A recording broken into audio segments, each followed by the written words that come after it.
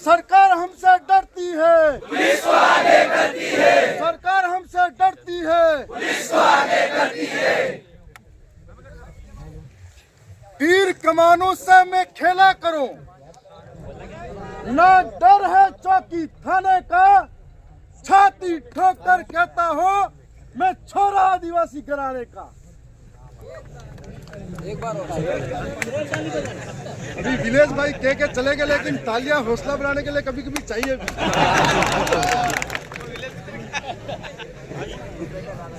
यहाँ पर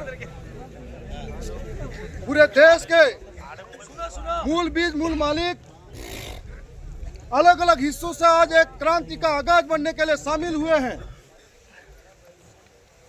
जब मध्य प्रदेश की घटना हमारे कानों तक आती है तो हमारे मन में एक विचार आता है कि आजादी के 75 वर्षों बाद जो आदिवासी मूलभूत सुविधाओं के लिए तरस रहा है, जिसे आज तक सरकारों ने इस्तेमाल किया, आज वो आदिवासी लोकतंत्र की ताकत को समझा और लोकतंत्र के अंदर अपनी भागीदारी सुनिश्चित करने के लिए लोकतांत्रिक तरीके से उस व्यवस्था का हिस्सा बनने के लिए भोपाल की विधानसभा के अंदर पहुंचा।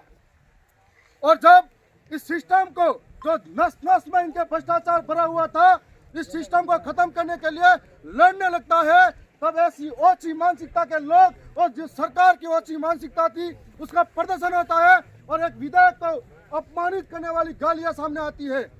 तब यह विचार मन में आता है, आखिर एक क्षेत्र के अंदर जो जनप्रतिनिधि विधायक होता है वो सबसे बड़े पद पे ओहदे पे होता है, यदि वो उसका सम्मान सुरक्षित नहीं है, वो सुरक्षित नहीं है, तो इस सरकार की आदिवासियों के प्रति कैसी घृणित मानसिकता हो सकती है।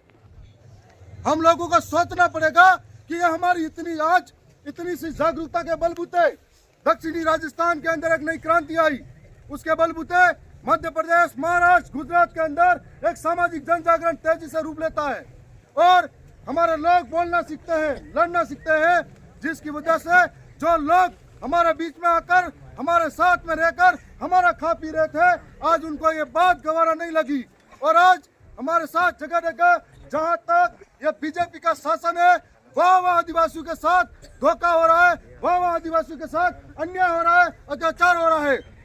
आप देख सकते हो मणिपुर के अंदर आदिवासियों के घर जलाए जाते हैं, बहन बेटी को नग्न किया जाता है। आप देख सकते हो झारखंड के अंदर, आप देख सकते हो छत्तीसगढ़ के अंदर किस तरीके से विकास के नाम पर भूमि से हमारे लोगों को विस्थापित किया जाता है। आप देख सकते हो कि बस्तर के अंदर, आप देख सकते हो हमारे यहाँ पर अन्य इलाकों के अंदर, चाहे कभी विकास के नाम पर, कभी आपके यहाँ पर स्टैच्यू ऑफ यूनिटी के नाम पर हमेशा आदिवासी को विस्थापित किया जाता है। जब जब आदिवासी बोलने के लिए आगे आता है, उनके यहाँ पर सरकारी तंत्र लगाकर उनके आंदोलन को कुचला जाता है। हमारी लड़ाई जोर जुल्म के खिलाफ है, हमारी लड़ाई अन्य अत्याचार के खिलाफ है, हमारी लड़ाई जल जंगल जमीन की है, हमारी लड़ाई 5वीं अनुसूची की है, हमारी लड़ाई आने वाली पीढ़ी के भविष्य की है, हमारी लड़ाई महिलाओं के सम्मान की है, हमारी लड़ाई आदिवासियों के सम्मान और अस्तित्व की है। और इस लड़ाई को जब तक लेके नहीं रहेंगे तब तक छोड़ेंगे भी नहीं, यह आप सब कहना चाहेंगे। आज थोड़ा सा समय में उन्हें लगा कि मध्य प्रदेश के अंदर सेनाना की विधानसभा की जनता और यहाँ के कार्यकर्ताओं ने एक होनहार विधायक भेजा, जिसने इस राज्य भोपाल की और मध्य प्रदेश की सरकार के नाक में दम कर रखा था। जितने भी लोग थे जिनके नस नस में भ्रष्टाचार भरा था, उनके ऊपर कार्रवाई करने की बारी आई तो आज पीछे मुड़कर जिनको कार्रवाई करनी थी उनके ऊपर हो गई है। यहाँ पर हम सब तमाम लोगों को सोचना और समझना पड़ेगा कि तानाशाही सरकार के सामने हमारी लड़ाई अभी और कितनी लंबी होने वाली है, किस तरीके से हमको दबाया जा सकता है, किस तरीके से हमारी लोकतांत्रिक आवाज को कुचला जा सकता है। आज आने वाले समय में हम लोगों ने राजस्थान की विधानसभा के अंदर भी जब यहाँ पर पावर प्लांट का नाम आता है तब भी लड़े थे हम लोग। जब हमारे जमीन से विस्थापित होते, कभी सोने के नाम पर, कभी और खनन के नाम पर, तब भी लड़े थे, तब भी हमारे आंदोलन को कुचला गया। और आदिवासियों को विस्थापित करता है तो कोई बोलने वाला नहीं है। आज आप सब ने यह सबक लिया। आज जितने लोग यहाँ पर खड़े हैं उससे कई ज्यादा लोग राजस्थान की बॉर्डर पर और मध्य प्रदेश के अलग अलग हिस्सों में खड़े हैं। वो आस लेकर आए थे, लेकिन ये दमनकारी सरकारें उनको रास्तों में रोक देती है। लेकिन मैं कहना चाहूंगा, हम अभी कुछ लोग आए हैं गोपन बाटा तीर कमान के साथ में, हजारों लोग तैयार खड़े हैं बॉर्डर पार पर। यदि लड़ाई आर पार की हुई तो हमारे पूर्वज जो बिरसा मुंडा हुए, टांटिया मामा हुए, उन्होंने कभी लड़ाई को हारा नहीं है।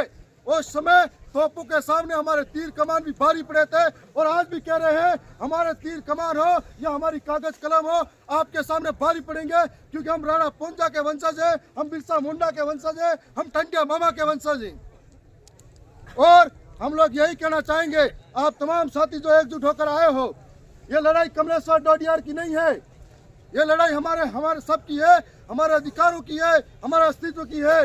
आज एक आदिवासी विधायक पर अपमानित हुआ है, इसका मतलब पूरे सिस्टम, जो जितने भी मध्य प्रदेश के अंदर विधायक हैं, उनके जो पावर है उनको भी खतरा है।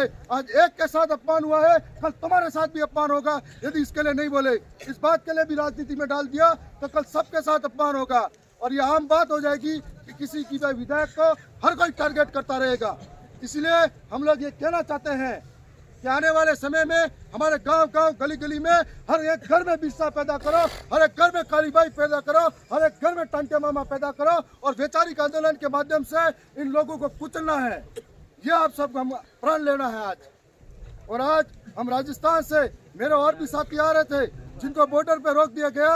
ये बहुत बड़ा लोकतांत्रिक अपमान है, लोकतंत्र की हत्या है, जहाँ पर चुने हुए जनप्रतिनिधि विधायक को रास्ते में बिना आदेश के पुलिस रोकती है, और आज भी बिना आदेश के यहाँ के स्थानीय विधायक को वहाँ पर जेल में बंद कर रखा है। ये एक तरीके का तानाशाही रवैया है, और जितना अगर तानाशाही करेंगे उतनी क्रांति की ज्वाला भड़केगी, और एक दिन ये तानाशाही सरकारों का शासन जड़ से खत्म होने वाला है। ये आपको कहना चाहेंगे। मैं इतना ही कहूंगा कि इतिहास हमारा पढ़ लेना, हमने रक्त से शब्द सजाए हैं, सर कटते थे, गढ़ लड़ते थे, तब बिरसा मुंडा, टांटिया मामा, राणा पोंजा भील कहलाए थे।